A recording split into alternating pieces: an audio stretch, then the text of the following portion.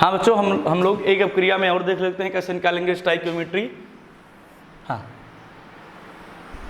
जैसे हमने कहा स्टाइक्योमेट्री मोल के पद में, स्टाइक्योमेट्री पहले तो अणु के पद में निकाल लें।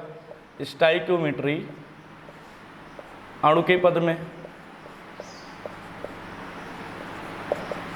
हाँ, तो कितना अणु H2 का लिया गया है? 2 अणु।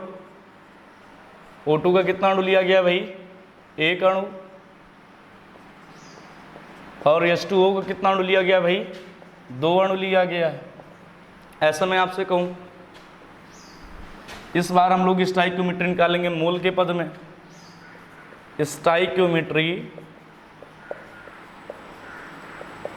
स्टाइक्योमेट्री मोल के पद में, स्टाइक्योमेट्री मोल के पद में। तो हमने कहा जो है कि जब 2 मोल किसका लिया गया? H2 का, और 1 मोल लिया गया O2 का। जब 2 मोल H2 का लिया गया, 1 मोल O2 का लिया गया, तो 2 मोल हमारा बना H2O का। अब ऐसे मैं कहूँ स्टाइक्योमेट्री निकालो मात्रा के पद में। स्टाइक्योमेट्री मात्रा के पद में, ये कैसे निकालेंगे भाई? मात्रा के पद में। तो फिर वही बात है, समझ लो कि हम लोग जानते हैं कि n बराबर क्या होता है? Q/N। हाँ, तो अगर जो है H2 का 2 मोल लिया गया तो यहाँ पे आप 2 मोल लिखेंगे, गुणे N 6.023 गुणे 10⁻23। वैसे N का मात्रक होगा मोल इनवर्स, लेकिन अब H2 अणु है तो कहना चाहो तो अणु मोल इनवर्स। तो मोल इनवर्स से मोल इनवर्स कट जाएगा, कितना अणु आएगा? 2 गुणे 6.023 गुणे 10⁻23 आएगा। तो ये बात समझने की थी भाई। हाँ, तो जब H2 स्टाइक्योमेट्री मात्रा के पद में पूछेंगे, जब 2 मोल H2 होगा तो H2 का कितना अणु आएगा? 2.6023 गुणे 10⁻23। 2 गुणे 6.023 गुणे 10⁻23। अब 1 मोल O2, फिर वही बात, n बराबर Q/N। अब N 1 है तो Q1, N 1 है, मोल 1 है भाई। O2 का मोल कितना है? 1 गुणे N हो जाएगा। N किसके बराबर होता है? 6.023 गुणे 10⁻23 के बराबर होता है। यहाँ पे जब 2 गुणे 6.023 गुणे 10⁻23 अणु लिया जाता है H2 का, और 1 अणु लिया जाता है 6.023 गुणे 10⁻23 O2 का लिया जाएगा। जब O2 का इतना अणु H2 का इतना अणु लिया जाएगा तो H2O का कितना अणु बनेगा? 2 गुणे 6.023 गुणे 10⁻23। अब हम लोग बात करेंगे स्टाइक्योमेट्री द्रव्यमान के पद में। अगर आपसे पूछा जाए स्टाइक्योमेट्री द्रव्यमान के पद में किस नियम की व्याख्या करता है, तो ये द्रव्यमान संरक्षण के नियम की व्याख्या करता है, स्टाइक्योमेट्री द्रव्यमान के पद में। हाँ भाई, स्टाइक्योमेट्री द्रव्यमान के पद में। तो हाँ भाई, जब H2 का 1 मोल होता है, H2 का कितना मोल होता है? 1 मोल। तो H2 का द्रव्यमान कितना होगा? 2 दूनी 4 होगा। तो H2 का अगर 2 मोल लिया गया तो द्रव्यमान कितना होगा? तो 1 मोल में 4, तो 2 मोल में कितना हो जाएगा? 8 ग्राम हो जाएगा। देखो भाई, जब O2 का अणुभार सब जानते हैं 16 दूना 32 ग्राम प्रति मोल। इसका मतलब 1 मोल जब लिया जाता है O2 का तब 32 ग्राम होता है। कितना ग्राम होता है? 32 ग्राम। तो यहाँ पे कितना मोल लिया गया भाई? 1 लिया गया है, मतलब ये 32 ग्राम है। अब यहाँ पे प्लस लगाएंगे, 8 ग्राम प्लस 32 ग्राम। देखो भाई यहाँ पे वो गड़बड़ हो गया। हाँ, यहाँ पे H2 वाला देख लो भाई। H2 का जब 1 मोल लिया जाता है तो 1 दूनी 2 ग्राम होता है। कितना ग्राम होता है? 2 ग्राम। ये गड़बड़ हो गया भाई। हाँ, दोबारा देख लें। H2 का जब 1 मोल लिया जाएगा तो 2 ग्राम। तो H2 का कितना मोल लिया है? 2 मोल लिया गया है। अतः H2 का जो 2 मोल है ये कितने के बराबर होगा? 1 मोल में 2 ग्राम, तो 2 मोल में कितना ग्राम हो जाएगा? 4 ग्राम। तो ये 4 ग्राम है आपका।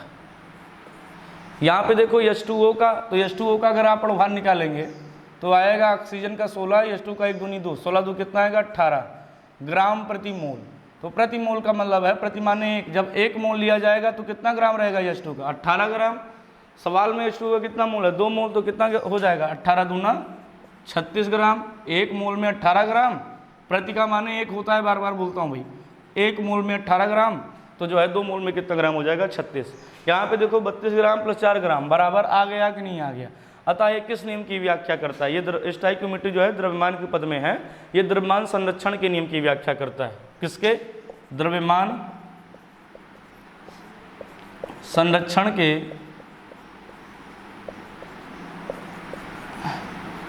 नियम की व्याख्या। फिर जो हम लोग बात करेंगे स्टोइकियोमेट्री,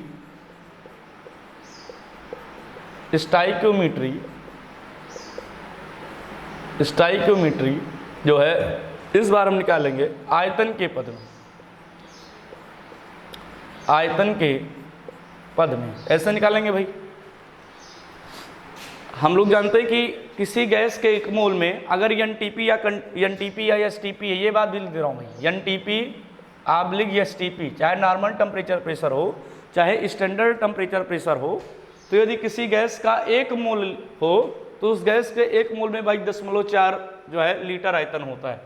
तो यहाँ पे H2 का कितना मोल लिया गया है? 2 मोल। तो अगर 1 मोल में 22.4 है तो 2 मोल में कितना हो जाएगा? 2 गुणे 22.4 लीटर।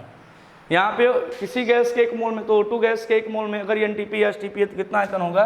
22.4 लीटर। तो जब H2 का जो है 2 मोल H2 2 गुणे, जब H2 का जो है आयतन 2 गुणे 22.4 हो, मतलब 44.8 हो, और O2 का आयतन 22.4 हो, तो H2O कितना बनेगा? H2O बनेगा 2 गुणे 22.4 लीटर, मतलब 44.8 लीटर बनेगा। तो ये हो गया स्टोइकियोमेट्री हमारा। स्टोइकियोमेट्री कितने प्रकार से हम लोग बता सकते हैं? अणु के पद में, मोल के पद में, मात्रा के पद में, द्रव्यमान के पद में और आयतन के पद में। तो इस तरीके से हम लोग किसी जो है रिएक्शन में अभिकारक तथा उत्पाद की मात्रा के मध्य संबंध हम लोग बता सकते हैं। अब हम लोग बात करेंगे मूल कॉन्सेप्ट की, कि किसी रिएक्शन में मूल कॉन्सेप्ट मतलब मूल संकल्पना कैसे लगाई जाती है। चलो हम लोग अब इसकी चर्चा करेंगे। हाँ भाई, हम लोग किसी रासायनिक अपक्रिया में, यहाँ पे लिखा गया है मूल कॉन्सेप्ट ऑफ केमिकल रिएक्शन। तो इसका मतलब क्या हो गया? मूल कॉन्सेप्ट का मतलब मूल संकल्पना है जो कि किस पे लगाई जानी है? किसी रासायनिक अपक्रिया पे लगाई जानी है। तो हम लोग किसी रासायनिक अपक्रिया में मूल कॉन्सेप्ट मतलब मूल संकल्पना कैसे लगाते हैं, इसकी चर्चा करने वाले हैं। चलो एक रिएक्शन के माध्यम से समझते हैं। जैसे कोई रिएक्शन हो, वो कई भी प्रकार से बैलेंस किया जा सकता है। हो सकता है कोई लड़का किसी प्रकार से बैलेंस किया हो, दूसरा लड़का किसी दूसरे प्रकार से बैलेंस किया हो। जैसे एक छोटा सा रिएक्शन मैं लेता हूँ, H2 + O2 gives out H2O। एक प्रकार इस रिएक्शन को बैलेंस करने का यहाँ पे आधा से गुणा कर दिया गया। कितने से गुणा कर दिया गया? आधा से। दूसरा प्रकार है, हो सकता है कोई बच्चा इस तरीके से बैलेंस करे, H2 + O2 gives out 2H2O। अब यहाँ पे हो सकता है वो 2 से गुणा करे, 2 दूनी 4, सब बैलेंस हो गया। मतलब एक रिएक्शन को कितने भी प्रकार से, बहुत प्रकार से बैलेंस किया जा सकता है, सिंपल वे में यही बोलें तो। अब आगे देखो क्या होगा। मैंने कहा H2 का स्टोइकियोमेट्रिक कोएफिशिएंट कितना है भाई? H2 का स्टोइकियोमेट्रिक कोएफिशिएंट है 1। कितना है? 1। O2 का कितना है? आधा। H2O का कितना है? 1। तो मैंने यहाँ पे NH2, मैंने कहा NH2 बटा NO2 कितना आएगा? तो रिएक्शन को हमने अभी मोल के टर्म में पढ़ना सीखा है कि जब 1 मोल H2 का लिया जाता है और आधा मोल किसका लिया जाएगा? O2 का, तो कितना मोल H2O बनेगा? 1 मोल H2O बनेगा। तो NH2 बटा NO2 कितना आ गया? 1/1/2 बराबर आ गया 2/1। यहाँ भी मैंने कहा कि इस रिएक्शन को कैसे पढ़ेंगे?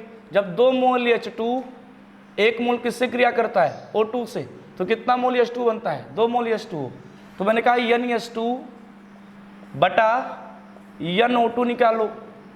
तो यहाँ भी NH2 बटा NO2 कितना आ गया? 2/1। फिर जरा किसी ने कहा कि NO2 बटा NH2O निकालो, NO2 बटा NH2O निकालो। तो NO2 बटा NH2 कितना आएगा? NO2 है आधा और H2 है 1, मतलब आ गया 1/2। मैंने उस वाले रिएक्शन में भी निकाला NO2 बटा NH2O बराबर 1 कितना?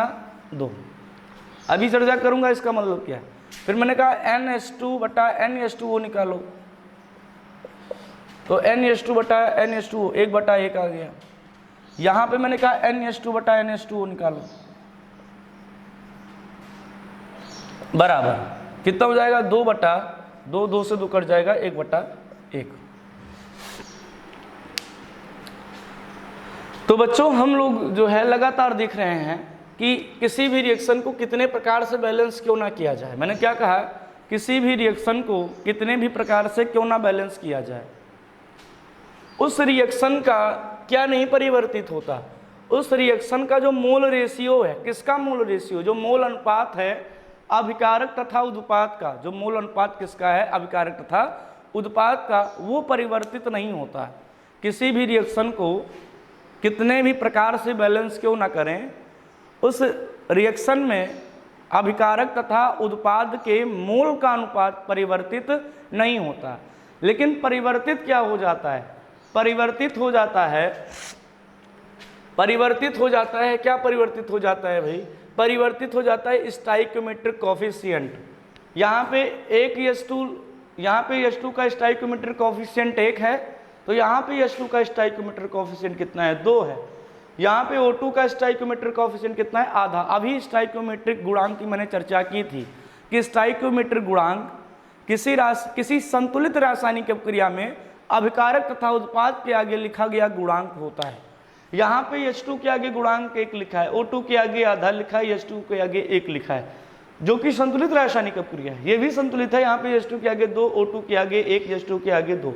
मतलब कि इनका जो अगर एक रासायनिक अपक्रिया को एक से ज़्यादा प्रकार से बैलेंस करेंगे तो उसका जो स्टाइक्योमेट्रिक कोफिशिएंट है वो परिवर्तित मिलेगा, लेकिन जो मोल रेशियो है, चाहे वो अभिकारक उत्पाद का हो चाहे उत्पाद और अभिकारक का हो, वो कभी परिवर्तित नहीं होता। अब यही बात आगे हम लोगों को एक नया कॉन्सेप्ट जो है, नया कॉन्सेप्ट देगी, उसको क्या बोलेंगे, mole concept of chemical reaction. किसी रासायनिक अपक्रिया में मोल संकल्पना कैसे लगाई जाती है, इसकी चर्चा करेंगे। तो क्या इतनी बात सबको पता समझ में आनी चाहिए कि एक रिएक्शन को कितने भी प्रकार से बैलेंस क्यों ना किया जाए, उसका क्या नहीं परिवर्तित होता, मोल रेशियो नहीं परिवर्तित होता है। किसका, चाहे अभिकारक उत्पाद का करो चाहे उत्पाद और अभिकारक को, क्या परिवर्तित हो जाता है, स्टाइक्योमेट्रिक कोफिशिएंट परिवर्तित हो जाता है। जैसे मैंने एक रिएक्शन मैंने लिखा,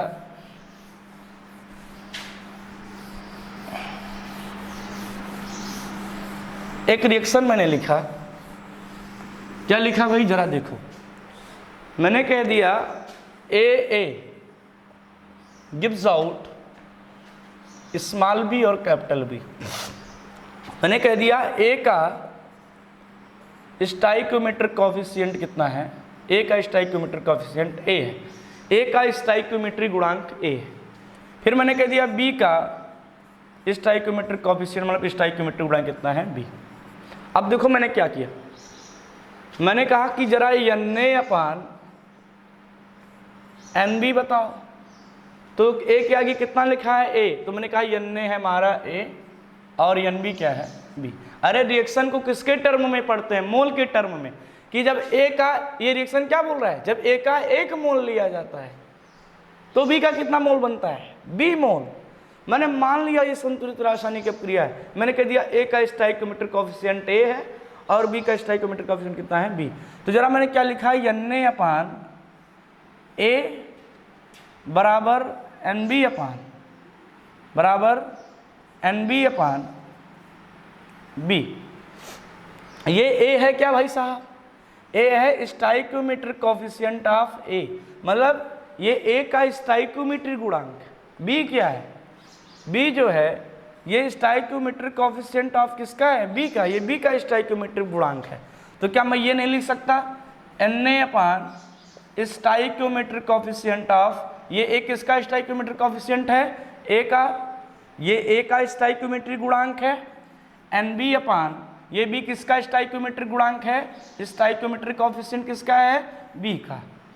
तो हम लोगों ने देखा कि यदि अभिकारक का मोल ले लें, यदि अभिकारक का क्या ले लें, मोल, और उसका स्टाइक्योमेट्रिक कोफिशिएंट मतलब स्टाइक्योमेट्रिक गुणांक का रेशियो कर दें, तो किसके बराबर आएगा, उत्पाद के मोल बटे उत्पाद का स्टाइक्योमेट्रिक क्या आएगा, गुणांक के बराबर आएगा। क्या किया भाई, ये A अभिकारक है, अभिकारक का मोल लिया और अभिकारक का स्टाइक्योमेट्रिक कोफिशिएंट लिया, उसका जो रेशियो था वो किसके बराबर आया, उत्पाद का इस मोल बटे उत्पाद का स्टाइक्योमेट्रिक गुणांक का रेशियो के क्या आया है, बराबर आया है। इसी को क्या बोलते हैं, मोल कॉन्सेप्ट, मतलब मूल संकल्पना कहते हैं।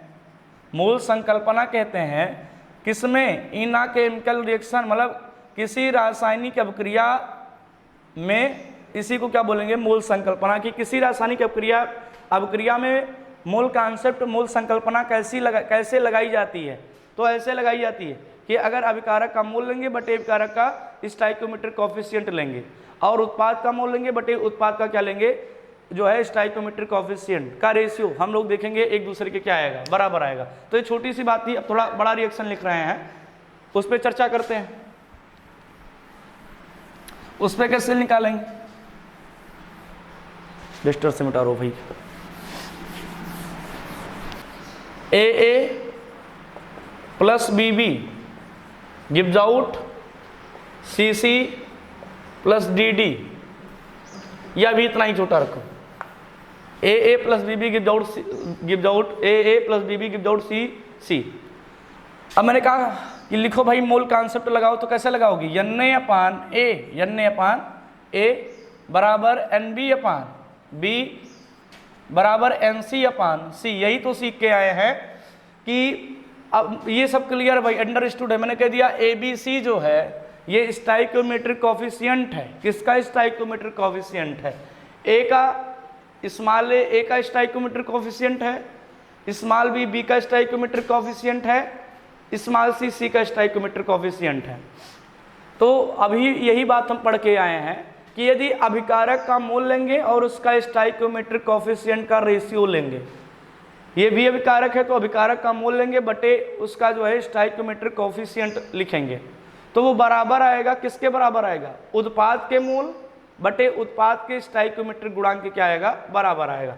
इसी को लिखना चाहें तो Na/ स्टाइक्योमेट्रिक कोफिशिएंट, मतलब स्टाइक्योमेट्रिक गुणांक ऑफ A बराबर NB/ stoichiometric coefficient of B बराबर NC/ stoichiometric coefficient of C। इसी को बोलते हैं मूल संकल्पना इन केमिकल रिएक्शन, मतलब किसी रासायनिक अभिक्रिया में हम मूल संकल्पना कैसे लगाएंगे, तो ऐसे ही लगाएंगे। मूल कॉन्सेप्ट कैसे लगाया जाएगा, मूल संकल्पना से अच्छा आप थोड़ी बहुत अंग्रेजी मूल कॉन्सेप्ट बोलो, अच्छा लगेगा। तो मूल कॉन्सेप्ट किसी केमिकल रिएक्शन पे कैसे लगाया जाता है, तो फिर से एक बार रिवीजन बोल देता हूँ कि अभिकारक का मोल बटे अभिकारक का जो है स्टाइक्योमेट्रिक कोफिशिएंट, मतलब स्टाइक्योमेट्रिक गुणांक जो है, ऐसे उत्पाद का मोल बटे उत्पाद का स्टाइक्योमेट्रिक गुणांक, ये सब बराबर होंगे, जो है एक दूसरे के सब बराबर होंगे। एक रिएक्शन और ऐसे छोटा सा लिख देता हूँ।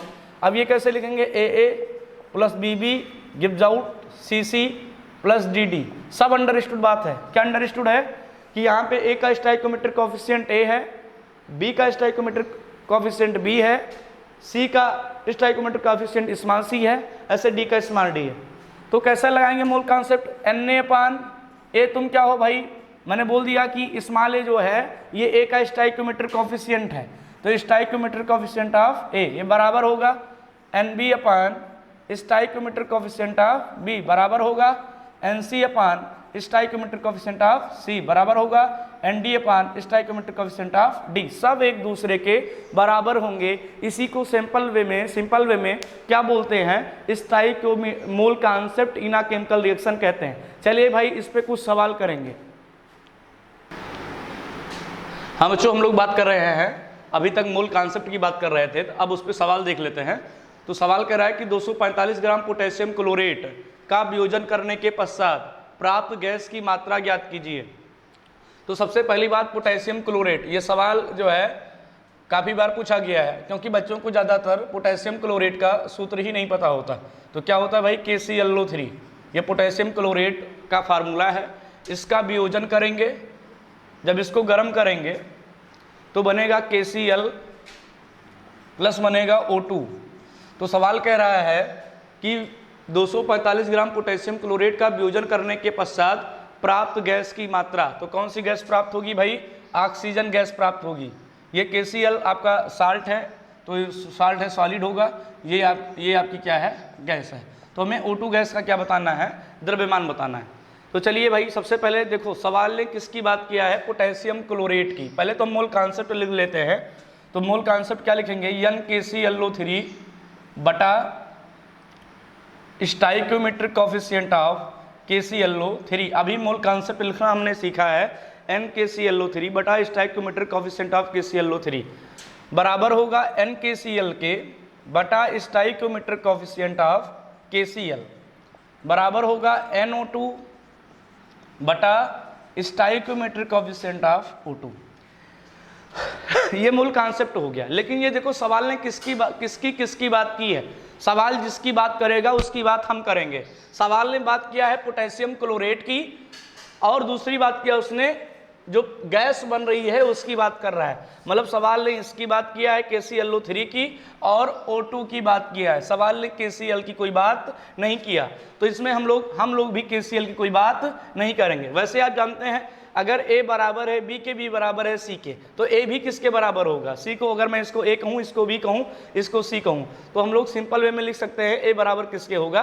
C के होगा। हम लोग NKCl बटे स्टाइक्योमेट्रिक ऑफ KCl की कोई चर्चा नहीं करेंगे, क्योंकि सवाल ने KCl की कोई चर्चा नहीं की है। सवाल ने पोटेशियम क्लोरेट की चर्चा की है और जो गैस प्राप्त हो रही है उसकी चर्चा की है। तो चलिए भाई, हम लोग सबसे पहले निकालेंगे NKClO3 कितना आएगा भाई? N बराबर होता है W/M, N बराबर क्या होता है? W/M। W सवाल ने दे रखा है 245। अब हम लोग निकाल लेते हैं अणुभार। पोटेशियम का होता है 39, Cl का होता है 35.5, ऑक्सीजन का होता है 16, 3 ऑक्सीजन है 16, तो ये कितना हो जाएगा? 48। 5 जो है 9 8 17 5 22 के 2 हासिल 4 3 7 3 10 122.5। अणुभार कितना होता है KClO3 का?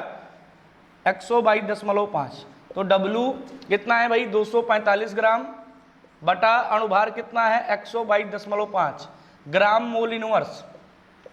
तो 122.5 को यदि 2 से गुणा करेंगे तो हो जाएगा 245। ग्राम से ग्राम कट गया तो NKClO3 हमारा आ गया 2 मोल इनवर्स, ऊपर जाएगा मोल। तो हमें NKClO3 पता चल गया कितना मोल है? 2 मोल है। कितना मोल है? 2 मोल बटे स्टाइक्योमेट्रिक कोफिशिएंट ऑफ KClO3 कितना है? तो पहले देख लो ये रिएक्शन बैलेंस है कि नहीं बैलेंस है। पहले ये देख लो ये रिएक्शन बैलेंस है कि नहीं बैलेंस है। तो देखो बैलेंस करो भाई। यहाँ पे 3 ऑक्सीजन है, वहाँ पे 2, विषम है, तो पहले यहाँ पे 2 से गुणा करना। 2 3 कितना हो गया? 6। यहाँ पे 2 से गुणा 2 KCl, यहाँ पे 3 से 3 दूनी 6। अब ये रिएक्शन संतुलित है, तो यहाँ पे स्टाइक्योमेट्रिक कोफिशिएंट ऑफ KClO3 लिखोगे तो कितना आएगा? 2। KClO3 के आगे गुणांक कितना लिखा है? 2 लिखा है। अब हम लोग NKCl बटा स्टाइक्योमेट्रिक ऑफ KCl की कोई चर्चा नहीं करेंगे, क्योंकि सवाल ने KCl की कोई चर्चा नहीं की है। सवाल ने सिर्फ पोटेशियम क्लोरेट की और गैस की मात्रा की चर्चा की है। तो सवाल जिसकी चर्चा करेगा उसकी चर्चा ही हम लोग करेंगे। तो बराबर होगा NO2 बटा स्टाइक्योमेट्रिक कोफिशिएंट ऑफ O2। कितना लिखा है भाई स्टाइक्योमेट्रिक कोफिशिएंट ऑफ O2? किसी संतुलित रासायनिक अपक्रिया के किसी संतुलित रासायनिक अपक्रिया में अभिकारक तथा उत्पाद के आगे लिखा गया गुणांक ही स्टाइक्योमेट्रिक कोफिशिएंट कहलाता है, स्टाइक्योमेट्री गुणांक कहलाता है। तो O2 के आगे कितना लिखा गया भाई? 3 लिखा गया, तो बटे कितना हो जाएगा? 3 हो जाएगा। तो 2 से 2 कट गया तो 3 का गुणा हो जाएगा, 3 मोल आ जाएगा। 3 मोल बराबर NO2, मतलब O2 का कितना मोल आ गया? 3 मोल। लेकिन हमसे मोल नहीं पूछा है, हमसे पूछा है प्राप्त गैस की मात्रा, तो हमें W बताना है। तो भाई इधर आ जाओ। NO2, N बराबर क्या होता है? W/M, तो WO2 बटा MO2 बराबर कितना मोल? 3 मोल। आप लोग जानते हैं O2 का अणुभार कितना होगा? 16 दूना। O का होता है 16 अणुभार, तो O2 का कितना हो जाएगा? 16 दूना 32। तो WO2 बटा 32 मात्रक ग्राम मोल इनवर्स बराबर 3 मोल। अब ग्राम जो है मोल इनवर्स से मोल कट जाएगा, WO2 बराबर आ जाएगा 3 दूनी 6, 3 त्रिका 9, 96 ग्राम O2 आ जाएगा। कितना ग्राम O2 आ जाएगा? 96 ग्राम। हाँ बच्चों, मैं दोबारा बोल देना चाहता हूँ, सवाल ने कहा था 245 ग्राम पोटेशियम क्लोरेट का वियोजन करने के पश्चात प्राप्त गैस की मात्रा निकालिए। तो KClO3 का वियोजन जब कराया जाता है तो KCl बनता है और कौन सी गैस बनती है? O2 गैस बनती है। रिएक्शन को बैलेंस करने के लिए KClO3 के आगे 2 से गुणा, KCl के आगे 2 से गुणा, O2 के आगे 3 से गुणा। अब जब हम लोग जो है इस पे मोल कॉन्सेप्ट लगाएंगे, तो मोल कॉन्सेप्ट कैसे लगाते हैं? हम लोगों ने मोल कॉन्सेप्ट लगाना सीखा था कि अभिकारक का जो मोल होता है बटे अभिकारक का जो स्टोइकियोमेट्रिक गुणांक होता है वो बराबर होता है उत्पाद के मोल और उत्पाद के स्टोइकियोमेट्री के बराबर होता है। तो हमने मोल कॉन्सेप्ट लगाया, मोल संकल्पना लिखा किसी रासायनिक अपक्रिया के लिए। तो सवाल ने KClO3 और जो है बात किया था प्राप्त गैस की, मतलब उसने KCl की कोई बात नहीं की, तो इसको हमने छोड़ दिया। हमने किसके बीच संबंध निकालना है हमें, NKClO3 बटा स्टोइकियोमेट्रिक कोएफिशिएंट ऑफ O3 और N बराबर है NO2 बटा स्टोइकियोमेट्रिक कोएफिशिएंट ऑफ O2 के बीच में हमें रिलेशन निकालना था। NKClO3 निकाला, N बराबर होता है W/m 245 ग्राम, m कितना है 122.5 ग्राम, 2 बार से कट गया, NKClO3 2 मोल आ गया, तो 2 मोल बटा स्टोइकियोमेट्रिक कोएफिशिएंट ऑफ KClO3 कितना था 2 था, बराबर NO2 बटा स्टोइकियोमेट्रिक कोएफिशिएंट ऑफ O2 कितना था 3 था। अब 2 से 2 कट गया, 3 मोल आ गया। N बराबर क्या होता है W/m W2 बटा MO2 बराबर 3 मोल। अब ऑक्सीजन के लिए 16 दूना कितना होता है 32 ग्राम मोल इनवर्स से मोल कट गया, W2 हमारा कितना आ गया 96 ग्राम आ गया। चलिए भाई नोट कर लीजिए, फिर नेक्स्ट सवाल लिखूं। हाँ बच्चों, हम लोग बात करेंगे 8 ग्राम प्राकृतिक गैस को वायु की उपस्थिति में दहन किया जाता है। तो प्राकृतिक गैस का फार्मूला क्या होता है भाई, ये सवाल इसीलिए महत्वपूर्ण है क्योंकि यहाँ पे शब्द आया है प्राकृतिक गैस। तो प्राकृतिक गैस का फार्मूला होता है CH4, दहन का मतलब O2 से क्रिया कराई जाएगी। तो C पकड़ेगा O को क्या बनाएगा CO2, H पकड़ेगा O को क्या बनाएगा H2O। तो अब देखो भाई पहले रिएक्शन को बैलेंस कर लिया जाए। यहाँ पे 4 H है, यहाँ पे 2 H है, 2 से गुणा 2 दूनी 4, 2 O 2 4 O हो गया, यहाँ पे 2 से गुणा। अब सबसे पहले हम लोग मोल कॉन्सेप्ट लिखेंगे, NCH4 बटा स्टोइकियोमेट्रिक कोएफिशिएंट ऑफ CH4 बराबर किसके होगा NO2 बटा स्टोइकियोमेट्रिक कोएफिशिएंट ऑफ O2 बराबर होगा NCO2 बटा स्टोइकियोमेट्रिक कोएफिशिएंट ऑफ CO2 बराबर NH2O बटा स्टोइकियोमेट्रिक कोएफिशिएंट ऑफ H2। अब इसमें देखेंगे हम लोग हमारे काम का कौन सा है, कितने लोग हमारे काम के हैं। तो देखो जरा सवाल पढ़ो, कह रहा है 8 ग्राम प्राकृतिक गैस। पहली बात तो प्राकृतिक गैस हमारे काम में आ गई क्योंकि उसकी क्वांटिटी दी है 8 ग्राम को वायु की उपस्थिति में दहन किया जाता है। तो प्राप्त CO2 गैस, प्राप्त कौन सी गैस CO2 गैस की मात्रा ज्ञात कीजिए तथा NTP पर आयतन भी ज्ञात कीजिए। हाँ बच्चा, तो हमारे काम का है NCH4 क्योंकि इसकी मात्रा दी है और दूसरा है NCO2 बटा स्टोइकियोमेट्रिक कोएफिशिएंट ऑफ CO2 क्योंकि इसकी मात्रा बतानी है। तो सिंपल वे में मैं आपसे कहूँ यदि इसको A मान लो पूरे को, इसको B मान लो, इसको C मान लो, उसको D मान लो, तो अगर A बराबर है B, B बराबर C, C बराबर D, तो क्या A C के बराबर नहीं हो सकता, हो सकता है भाई। तो हम लोग इसी को लिख सकते हैं NCH4, हमें जितने का काम है हमने उसको अलग कर लिया, बटे स्टोइकियोमेट्रिक कोएफिशिएंट ऑफ CH4 बराबर NCO2 बटा स्टोइकियोमेट्रिक कोएफिशिएंट ऑफ CO2। हाँ भाई, तो NCH4 N निकाल लेते हैं यहीं पे। NCH4 बराबर होगा WCH4, कितना दिया है 8 ग्राम बटा MCH4 अणुभार 12 और 1 चौके 4, 12 4 16 ग्राम मोल इनवर्स। तो ग्राम से ग्राम कट गया, 8 दूनी कितना हो गया 16, 1/2 का मतलब होता है 0.5, मोल इनवर्स ऊपर गया, क्या हो गया मोल। तो NCH4 बराबर आया 0.5 मोल। तो कितना मोल आ गया, फिर से देख लो NCH4 WCH4 8 ग्राम बटा M 12, कार्बन का 12 होता है परमाणु भार, 1 चौको 4, तो CH4 का भार कितना आ गया 16 ग्राम मोल इनवर्स। तो 1/2 का मतलब 0.5। अब देखो भाई NCH4 पता चल गया 0.5 मोल बटा स्टोइकियोमेट्रिक कोएफिशिएंट ऑफ CH4, ये रिएक्शन बैलेंस है। तो CH4 के आगे कितना लिखा है 1 लिखा है, कुछ नहीं लिखा तो 1 लिखा है बटा 1 बराबर NCO2 बटा स्टोइकियोमेट्रिक कोएफिशिएंट ऑफ CO2, इसके आगे भी कुछ नहीं लिखा तो समझो लिखा है भाई बटा 1। तो NCO2 कितना आ गया भाई, NCO2 आ गया हमारा 0.5 मोल, 0.5 मोल। तो N बराबर क्या होगा W/M, ये तो N निकल आया। हमको क्या बताना है CO2 गैस की मात्रा, तो पहले मात्रा ही बता देता हूँ, WCO2 बटा MCO2। तो M कितना होगा 16 दूना 32, कार्बन का 12, 32 12 44 ग्राम मोल इनवर्स बराबर 0.5 मोल। मोल से क्या कट गया मोल इनवर्स, तो WCO2 बराबर आ जाएगा 44 गुणे 0.5 ग्राम। तो कितना आएगा भाई 5 चौको 20,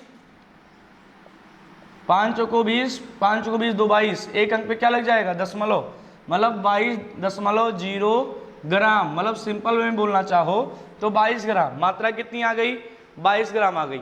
हाँ बच्चों इतना नोट करो तो एनटीपी पर क्या निकाल ले, आयतन। चलो भाई इतना नोट करो तो एनटीपी पर आयतन निकाल रहे हैं। अब इधर बगल में एनटीपी पर आयतन निकाल देते हैं। तो एनटीपी पर आयतन निकालने का फार्मूला क्या है, CO2 गैस का एनटीपी पर आयतन, CO2 गैस का एनटीपी पर आयतन भी बताना है, ग्राम तो आ गया 22 ग्राम, एनटीपी पर आयतन होगा, हाँ बच्चा क्या होगा फार्मूला, N बराबर V/22.4। तो CO2 का N कितना दिया है, NCO2 कितना आया है, NCO2 VCO2, NCO2 आया है हमारा 0.5 मोल बराबर VCO2 बटा 22.4। तो 0.5 मात्रक क्या हो जाएगा, अब CO2 जो है, अब यहाँ पे मात्रक लिख देना अणु या आयतन प्रति मोल, सिंपल वे में यही लिख दो आयतन प्रति मोल। तो मोल से क्या कट जाएगा मोल, आयतन क्या आ जाएगा आपका लीटर प्रति मोल, आयतन का मात्रक लीटर, मोल से क्या कट गया मोल, गुणे 22.4 लीटर बराबर VCO2। अब बच्चा इसका गुणा करोगे तो 5 चौका 20, 5 दूनी 10, 2 12, 5 दूनी 10, 11, कितने अंक पे दशमलव लग जाएगा, 1 2 अंक पे दशमलव लग जाएगा, 11.20 लीटर बराबर आ गया VCO2। तो ये CO2 गैस का आयतन आ गया। हाँ बच्चों तो इस तरीके से हम लोग सवाल लगाएंगे, और भी सवाल हैं जिनकी चर्चा अब हम लोग नेक्स्ट वीडियो में करेंगे। चलिए भाई धन्यवाद।